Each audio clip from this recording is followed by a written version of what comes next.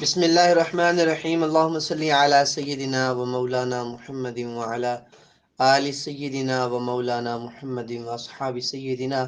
و مولانا محمد مبارک وسلم صلاۃ و سلاما علیک یا سیدی یا رسول اللہ۔ نبی پاک صلی اللہ علیہ وآلہ وسلم نے ارشاد فرمایا کہ مومن کی نیت اس کے عمل سے بہتر ہے۔ تو ہم نیت کرتے ہیں اللہ اور اس کے حبیب کی رضا کے لیے، حصول ثواب کے لیے، علم دین حاصل کرنے کے لیے احادیث مبارکہ کو پڑھیں گے، سنیں گے، احادیث مبارکہ پر عمل کریں گے اور ان کو لوگوں تک پہنچائیں گے۔ مالک کائنات ان احادیث کے صدقے سے ہماری کامل مغفرت فرما اور ہمارا خاتمہ بالایمان فرمانا۔ اگلی حدیث مبارکہ جو امام بخاری علیہ رحمہ نے ذکر کی ہے وہ اسی باب سے مناسبت رکھتی ہے، وحی کے بیان کے حوالے سے۔ تو حدثنا عبداللہ بن یوسف قال اخبرنا مالک عن هشام بن عروة عن ابیہ عن عائشة ام المؤمنین رضی اللہ عنہا ان الحارث بن ہشام رضی اللہ عنہ سأل رسول اللہ صلی اللہ علیہ وآلہ وسلم فقال یا رسول اللہ کیف یأتیک الوحی۔ حضرت عائشہ صدیقہ طیبہ طاہرہ رضی اللہ عنہا آپ فرماتی ہیں کہ سرکار علیہ السلام کے ایک صحابی حارث بن ہشام رضی اللہ عنہ نے آپ صلی اللہ علیہ وآلہ وسلم کی بارگاہ میں یہ سوال کیا کہ یا رسول اللہ صلی اللہ علیہ وآلہ وسلم آپ کے پاس وحی کس طرح آتی ہے؟ فقال رسول اللہ صلی اللہ علیہ وآلہ وسلم، تو نبی کریم صلی اللہ علیہ وآلہ وسلم نے ارشاد فرمایا احیانا یأتینی مثل سلسلۃ الجرس۔ تو نبی کریم صلی اللہ علیہ وآلہ وسلم نے فرمایا کہ وحی میرے پاس آتی ہے ایک گھنٹی کی شکل میں، جس طرح ایک گھنٹی کی آواز بندہ سنتا ہے اس طرح کی آواز میری طرف آتی ہے۔ وَهُوَ أَشَدُّ عَلَيَّ، اور وہ مجھ پر بڑی سخت ہوتی ہے۔ کیوں سخت کیوں ہوتی ہے؟ اللہ رب العزت قرآن مجید کے اندر ارشاد فرماتا ہے لَوْ أَنزَلْنَا هَذَا الْقُرْآنَ عَلَى جَبَلٍ لَرَأَيْتَهُ خَاشِعًا مُتَصَدِّعًا مِّنْ خَشْيَةِ اللَّهِ، کہ اگر ہم اس کو پہاڑوں پر بھی قرآن پاک کو نازل کرتے تو یہ ریزہ ریزہ ہو جاتے۔ اتنی سختی قرآن پاک اور اتنا بوجھ ہے وحی کا کہ اگر اس کو عام انسانیت کے پورے دنیا میں بسنے والے انسانوں پر بھی ڈال دیا جائے تو وہ سارے کے سارے انسان مر جائیں۔ یہ نبی کے دل کی طاقت اور پاور اللہ کی عطا کی ہوئی ہوتی ہے کہ وہ وحی کو برداشت کرتا ہے۔ اور صاحب الالاق صلی اللہ علیہ وآلہ وسلم نے فرمایا جب مجھ پر وحی آتی ہے اور گھنٹی کی شکل میں آتی ہے تو مجھ پر یہ بڑا شاق لمحہ ہوتا ہے، جو کہ دوسری دیگر روایات سے بھی اس کے بارے میں پتہ چلتا ہے کہ سرکار علیہ السلام کو جب وحی آتی تو آپ کو پسینے سے سردی میں بھی، سخت سردی میں بھی پسینہ آنے لگ جاتا اور آپ کہتے کہ مجھ پر چادر اوڑھ دو۔ تو یہ ساری کیفیات روایات میں بیان کی ہوئی ہیں، انشاءاللہ وہ روایات آئیں گی تو ہم ان کو پڑھیں گے۔ فرمایا کہ یہ جو صورت ہوتی ہے نا گھنٹی کی شکل میں جو مجھے آواز سنائی دیتی ہے یہ مجھ پر بڑی سخت ہوتی ہے۔ اچھا، فیفسم عنی وقد وعیت عنہ ما قال، تو کہتے ہیں جب یہ صورت مجھ سے ہٹتی ہے تو جو فرشتہ کہہ چکا ہوتا ہے وہ میرے دل پر اللہ رب العزت جو ہے وہ محفوظ کر دیتا ہے۔ اور وَأَحْيَانًا يَتَمَثَّلُ لِيَ الْمَلَكُ رَجُلًا فَيُكَلِّمُنِي، تو کبھی ایسی صورت ہوتی ہے کہ میرے پاس جو ہے نا وہ فرشتہ جو ہے وہ انسان کی شکل میں آتا ہے، بس وہ مجھ سے کلام کرتا ہے اور میں بس اس کی بتائی ہوئی باتوں کو یاد رکھ لیتا ہوں۔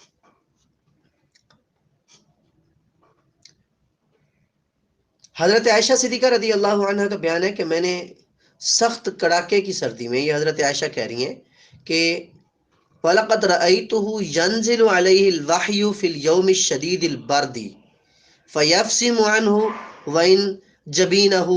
لَيَتَفَسَّدُ عَرَقًا۔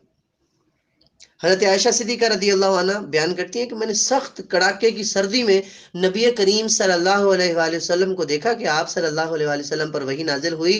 اور جب اس کا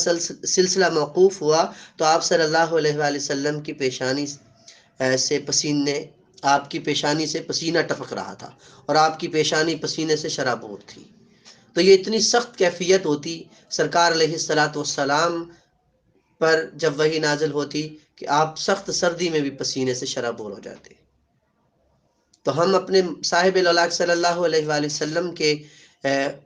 کرم کے، ان کی عنایت کے صدقے کیوں نہ جائیں، ہم ان کے گیت کیوں نہ گائیں، ہم ان کی نعتیں کیوں نہ پڑھیں، ہم ان کی تعریف کیوں نہ کریں، ہم ان پر درود پاک کیوں نہ پڑھیں کہ انہوں نے ہمارے لیے صرف ایک وحی کی جو تکلیف کو برداشت کیا ہے، پوری دنیا کے سارے لوگ مل کر اپنی زندگیوں کو اس کام میں صرف کر دیں کہ سرکار علیہ الصلوۃ والسلام کی ذات پر درود پاک پڑھتے رہیں، تو آپ یقین جانیں کہ میرے محبوب پر اترنے والی وحی جو ایک مرتبہ اتری اور اس صورت میں جو سرکار نے تکلیف برداشت کی، اس کے برابری نہیں ہو سکتی. تو امتی ہونے کی حیثیت سے ہمارا حق یہ بنتا ہے کہ ہم صاحب الاولاق صلی اللہ علیہ وآلہ وسلم کے جو احسان ہم پر ہیں ان کو کبھی نہ بھولیں، اور سرکار علیہ الصلوۃ والسلام کے لیے ہمیشہ اپنے تن من دھن کو حاضر رکھیں، اور سرکار علیہ الصلوۃ والسلام اور آقا کریم صلی اللہ علیہ وآلہ وسلم کی ذات کو ہی سب سے بڑھ کر اپنے لیے معزز جانے، کیونکہ صاحب الاولاق صلی اللہ علیہ وآلہ وسلم کی حدیث مبارکہ اسی بخاری شریف کے اندر موجود ہے، لا یؤمن احدکم حتی اکون احب الیہ من والدہ وولدہ والناس اجمعین، کہ اس وقت تک کوئی بندہ کامل ایمان والا نہیں ہو سکتا جب تک کہ وہ مجھے اپنے والدین، اپنی اولاد، اپنے مال، ایون کے ہر تعلق والے سے بڑھ کر مجھے عزیز نہیں رکھے گا تو وہ کامل ایمان والا نہیں ہو سکتا. تو سب سے مقدم و اعلیٰ و عرفہ ہمیں جو ذات ہونی چاہیے وہ رسول اللہ صلی اللہ علیہ وآلہ وسلم کی ذات ہے. اور جب ہم رسول اللہ صلی اللہ علیہ وآلہ وسلم کی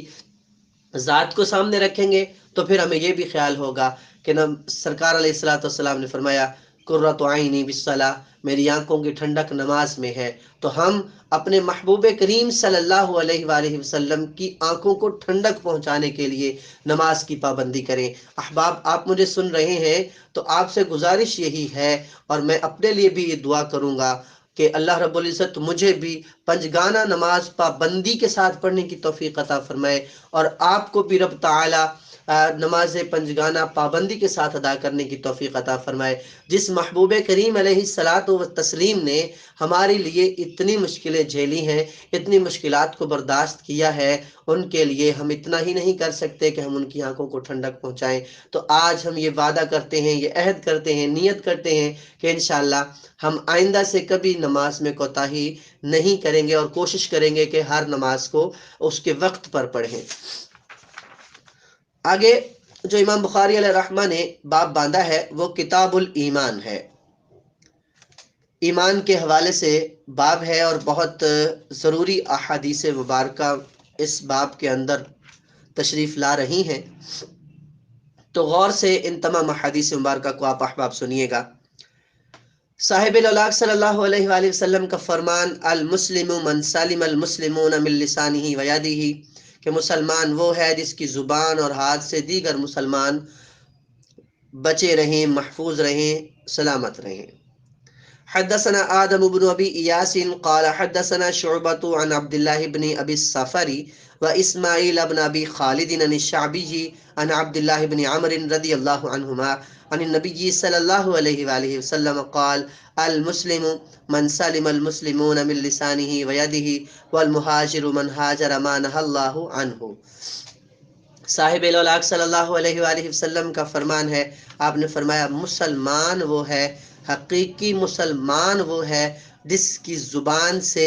دوسرا مسلمان محفوظ رہے، جس کے ہاتھ سے دوسرا مسلمان محفوظ رہے. اور اصل ہجرت کرنے والا وہ ہے کہ جو اللہ نے کام منع کیے ہیں اس سے وہ رک جائے، تو اصل مہاجر وہ ہے. آج یہ ایک حدیث مبارکہ کا مفہوم ہم سمجھ لیں اور اس پر ہم عمل کر لیں، اس کو اپنی زندگی پر اپلائیڈ کر لیں. آپ یقین جانیں کہ حقوق العباد اور حقوق اللہ دونوں اس حدیث مبارکہ کے تحت سارے کے سارے صحیح ہو جائیں گے. لیکن یہ ہے کہ اس حدیث کو ہم سنیں سمجھیں اور اس پر عمل کی پکی پکی نیت بنائیں کہ ہم اس پہ ضرور عمل کریں گے۔ کتنی پیاری حدیث مبارکہ، صاحب الاولاق صلی اللہ علیہ وآلہ وسلم کی فصاحت و بلاغت پہ قربان جاؤں۔ ایسے تو نہیں کہا تھا اعلیٰ حضرت نے، مجھے وہ شعر بار بار یاد آتا ہے جب میں سرکار کی حدیثیں پڑھتا ہوں، کسی کو پڑھاتا ہوں تو مجھے وہ شعر بار بار یاد آتا ہے۔ وہ لکھتے ہیں کہ تیرے آگے یوں ہیں دبے لچے فصحاء عرب کے بڑے بڑے، کوئی بولے منہ میں زبان نہیں، نہیں بلکہ جسم میں جان نہیں، کہ ایسے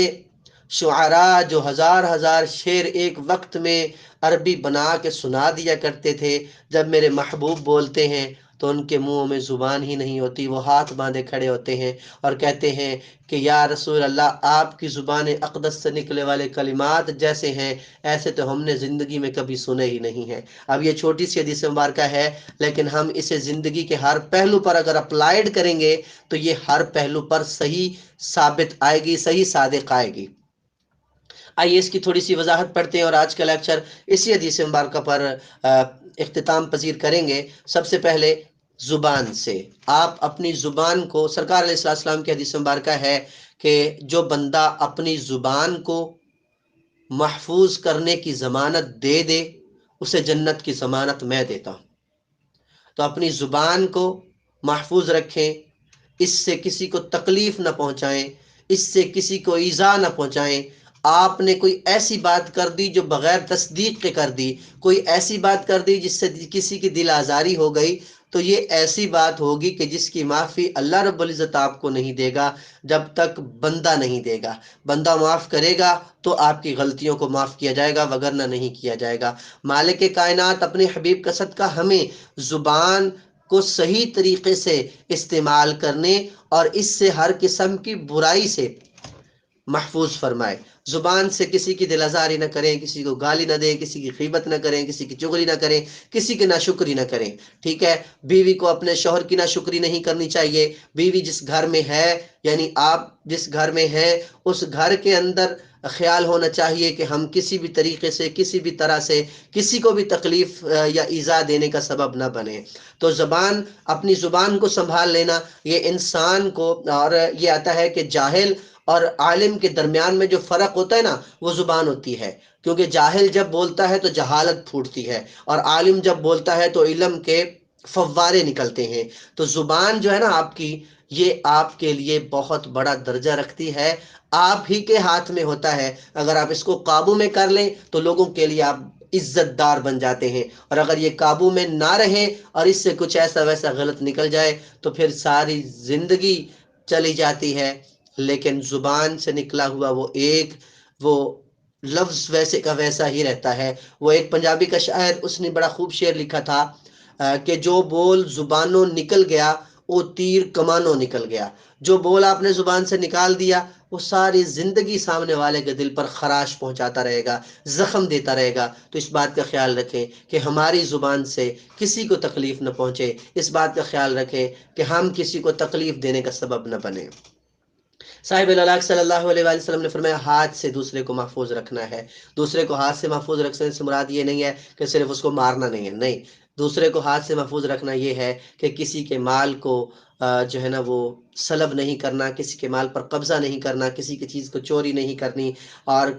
ہر وہ کام ایسا کہ جو ہم اپنے ہاتھ سے کر گزرتے ہیں، ایسے کام کرنے سے سرکار علیہ السلام کی اس حدیث مبارکہ میں منع کیا گیا۔ اور حدیث مبارکہ کے جو آگے والے الفاظ ہیں آپ ذرا ان پر غور کریں کہ میرے محبوب علیہ السلام نے کتنی فصاحت و بلاغت کے ساتھ ارشاد فرمایا کہ اصل مہاجر، ہجرت کرنے والا،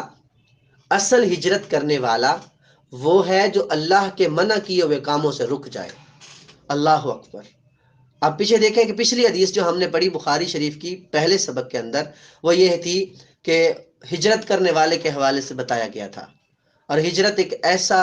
عمل ہے کہ جس کا بہت اجر ہے۔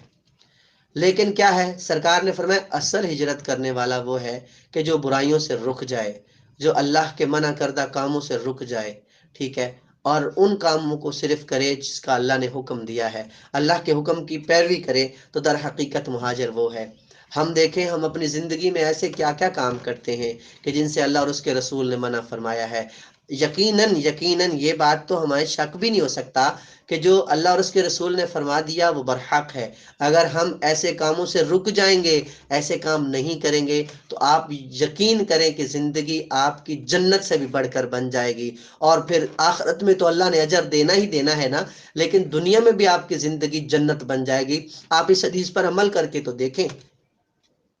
اللہ نے منع فرمایا کیا؟ اللہ نے منع فرمایا کہ نماز نہیں چھوڑنا، تو آپ نماز باقاعدگی سے پڑھیں۔ اللہ نے منع فرمایا اپنے